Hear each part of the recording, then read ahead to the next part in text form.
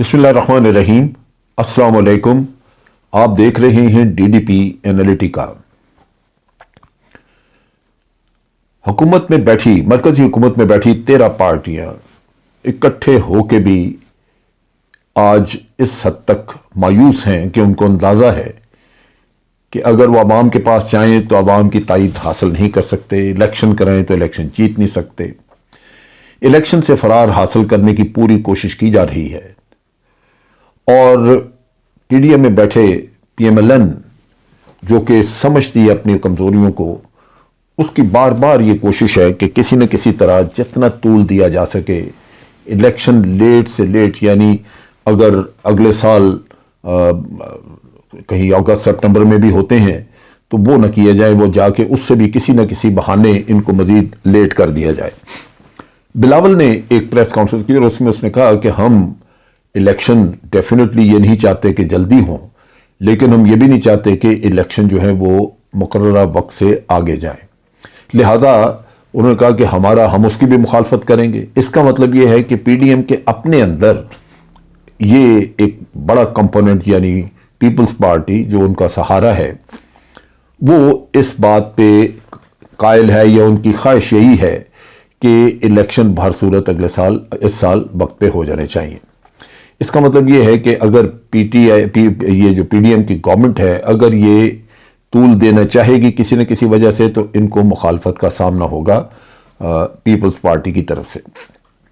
लेकिन अगर ये इलेक्शन वक्त पे होते हैं और जिसको अगर आज हम देखें तो जिसको 8-9 महीने, बहुत भी लेट हो तो 8-9 महीने, और उसमें भी 3 महीने पहले अगर केयर टेकर्स चले जाएं तो इस गवर्नमेंट के पास बमुश्किल 5-6 महीने हैं जिनमें कि ये अपनी कुछ परफॉर्मेंस दिखाएं, और परफॉर्मेंस दिखाई नहीं जा सकती, बल्कि यही फैसला हुआ है कि कुछ सख्त फैसले किए जाएं ताकि इकॉनमी जो है वो बेहतर हो और या उसमें कुछ हमें आसानी हो। और वो आसानी क्या, वो IMF से एग्रीमेंट साइन करने के लिए आपको चीज़ों की कीमतें बढ़ानी पड़ेंगी। अब वो जब कीमतें बढ़ती हैं तो आवाम में मकबूलियत तो पहले ही ख़त्म हो रही है। इन्होंने एनर्जी सेविंग के लिए एक जो अपना लाएमल तय किया, उस पर ख्वाजा असफ साहब ने प्रेस कॉन्फ्रेंस भी की, बताया कि दुकानें जल्दी बंद की जाएंगी। वो ताजरों ने उसको रिजेक्ट कर दिया और आपने देखा कि ताजरों ने प्रेस कॉन्फ्रेंस की और उन्होंने बड़े इल्जाम लगाए। उन्होंने कहा आपने मुल्क तबाह करके रख दिया है, किया कुछ नहीं, बेड़ा गर्क कर दिया मुल्क का। तो ताजर इस बात पे तावन करने को तैयार नहीं। उन्होंने कहा जी आपने जो करना है करते रहें, हम अपनी दुकानें खुली रखेंगे। सो लगता ये है कि वो चीज़ भी ख़त्म हो गई जहां ये समझते थे कि अवाम से तावन मिलेगा, और आगे जाके अगर इन्होंने अवाम के साथ मज़ीद सख्ती की या कीमतें बढ़ी, महंगाई ज़्यादा बढ़ गई और अवाम की ज़िंदगी मज़ीद तंग हुई, तो लाजमी बात है कि अवाम में इनकी मकबूलियत अगर आज 2-4-6% है भी तो वो भी ख़त्म हो जाएगी। अब फिर क्या किया जाए? पीडीएम की सफ़ों में एक ही खौफ है और वो है इमरान खान। लिहाजा या तो इमरान खान इलेक्शन में नजर ना आए, वो उसका वजूद वहां पे ना हो, तब इलेक्शन लड़े जा सकते हैं, या फिर इलेक्शन फिलहाल कराए ना जाए और उनको किसी न किसी बहाने तूल दे दिया जाए। ये वो चीज़ है जिसमें ये लोग फंसे हुए, जहनी तौर पे फंसे हुए हैं, और कोशिश ये की जा रही है कि इमरान खान को जहां इलेक्शन में शिकस्त नहीं दी जा सकती वहां उसका टेक्निकल नॉकआउट किया जाए, यानी किसी न किसी बहाने उसको नाअहल करवा दिया जाए, किसी न किसी बहाने उसको पार्टी की चेयरमैनशिप से निकाल दिया जाए। उस पर तोशाखाना का केस इन्होंने एक चलाया था जिसमें आपने देखा कि तोशाखाना के केस में इलेक्शन कमीशन ऑफ पाकिस्तान जो बिल्कुल इनके इशारों पर नाचता है, उन्होंने इमरान खान को नाअहल करार दिया, और नाअहल करार दे के उसके बाद अब वो उसको पार्टी की चेयरमैनशिप से हटाना चाहते थे, जबकि इमरान खान उसके फैसले के खिलाफ लाहौर हाई कोर्ट में उन्होंने पिटीशन दायर कर दी। आज लाहौर हाई कोर्ट ने इलेक्शन कमीशन को मना कर दिया कि जब तक केस का फैसला हतमी नहीं होता आप इनको चेयरमैनशिप से नहीं हटाएंगे। सो उसमें एक शिकस्त हुई, बड़ी कोशिश की इलेक्शन कमीशन ने वहां वावेला किया, लेकिन ये बात सुनी नहीं गई। हकीकत यह है कि तोशाखाना का केस जो है उसमें जान नहीं। तोशाखाना के केस का जो सारी कहानी है वो ये है कि इमरान खान ने जो तोहफे खरीदे उनके में उन्होंने उसकी कीमत जो थी वो अदा की 51 मिलियन और समथिंग, और कैबिनेट डिवीजन कहती कि नहीं जी वो 51 मिलियन के नहीं थे, वो तो 107 मिलियन के थे। अच्छा, अगर 107 मिलियन के थे और अगर उस वक्त 51 दिए गए तो उस वक्त क्यों नहीं बोले ये लोग? और अगर उस वक्त नहीं बोले किसी वजह से, तो अब भी बात हो सकती है कि जी उसकी वैल्यूएशन करवा ली जाए, और अगर पैसे उसमें फालतू चाहिए कि इमरान खान को मजीद पे करने हैं तो मजीद ले लिए जाए। ये तो हो सकता था अगर कोई सीधी तरह मामले को हल करना चाहे।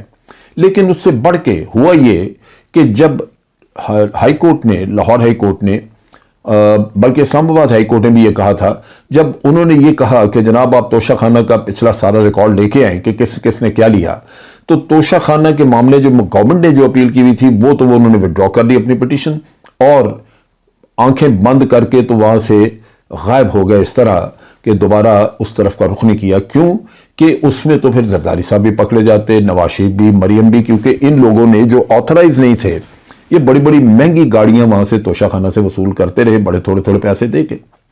तो केस में जान नहीं, लेकिन अब अदालत ने यह कहा कि जनाब अगर आपने फैसला करना है इसका कुछ भी, तो उसमें पहले तोशा खाना का ओरिजिनल केस जिसकी अपील हुई है वो पहले उसका फैसला हो जाए वो सुप्रीम कोर्ट से। अगर वो इमरान खान को मुजरिम गर्दानेंगे तो बिल्कुल ठीक है, फिर आगे एक्शन लिए जा सकेंगे। लेकिन जब फैसला नहीं हुआ वहां पे, तो आप इसको कैसे करेंगे? ये नहीं कर सकते।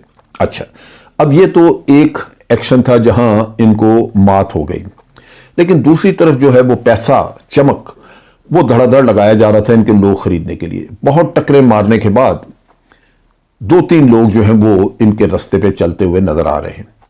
आज एक मोमना वहीद, एक कोई खातून है जो पीटीआई की प्रोविंशियल असेंबली में उनकी लेजिस्लेटर है, उसने कहा जी मैं तो पार्टी से भी बड़ी ज़्यादा हो गई हूँ बेजार और नाउमीद हो गई हूँ, क्योंकि परवेज़ इलाही को मैं वोट नहीं दे सकती। परवेज़ इलाही जो है उसने तो पैसा जितना भी एलोकेट किया है वो मंडी बहाउद्दीन और गुजरात को कर दिया और हमारे लिए तो रखा कुछ नहीं। ये लूले लंगड़े बहाने।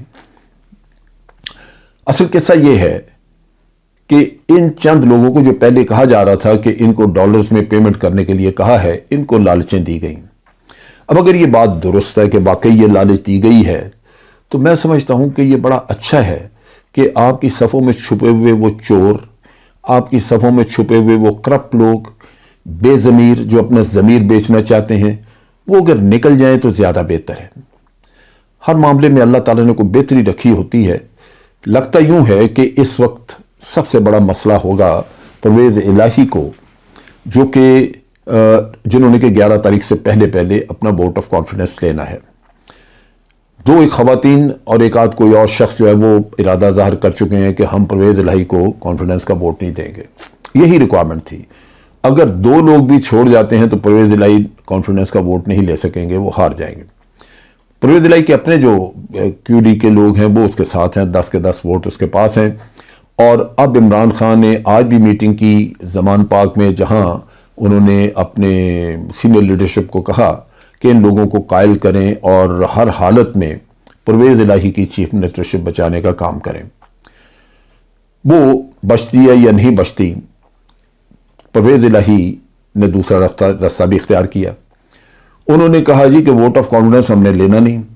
वोट ऑफ कॉन्फिडेंस लेने का हम तब करें अगर हम गवर्नर के ख़त को वाकई दुरुस्त माने।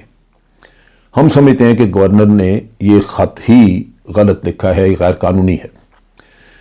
असल चीज़ ये थी कि जब ये केस लड़ रहे थे, जहां इन्होंने अदालत में केस ले गए थे ये चौधरी परवेज़ इलाही, और लाहौर हाई कोर्ट में इन्होंने कहा था कि हम इन्होंने इनको वादा किया, क्योंकि कोर्ट ने इनसे मांगी थी ये गारंटी कि आप 11 तारीख को दोबारा हियरिंग होगी और 11 तारीख तक आप असेंबली डिसॉल्व नहीं करेंगे, तो वहां पे इस मसले पे तो बहस इनको करनी नहीं चाहिए थी। असल किस्सा यही था कि जब आप गए गवर्नर के खिलाफ, उसके खत के खिलाफ, तो पहले अदालत से ये कहना चाहिए था कि जी असेंबली डिसॉल्व करने का किस्सा बाद में आपसे करेंगे, पहले आप हमें इसका फैसला करके दें। ये खत गलत है, क्यों, किस वजह से खत लिखा गया है। सो ये वो चीज है जो कि असल कहानी है, जहां पे कि इनको बहस मुबासा करना चाहिए था। अब भी मेरा ख्याल है कि पीटीआई के वकला को तैयारी ये करनी चाहिए कि जो गवर्नर का एक्शन है वो गलत है, लिहाजा गवर्नर के खिलाफ एक्शन लिया जाए बजाय इसके कि परवेज़ इलाही के खिलाफ लिया जाए। ये वो चीज़ें हैं जो कि अगर वकालत अच्छी की गई तो मेरा ख्याल है कि ये हुकूमत बच जाएगी, वरना जिस तरह ये बेकाऊ माल 2-3 सामने आए हैं, 2 एक खवातीन और एक और आदमी, ये मोमना वहीद वगैरह, जिनका अपना कोई हैसियत नहीं है। अगर ये किसी जगह पे ये बिके ना तो इनको और कौन जानता है, इनकी कोई भी हैसियत नहीं है। कोई अगर ये इलेक्शन लड़ना चाहे तो इनको तो 2 वोट नहीं मिलेंगे।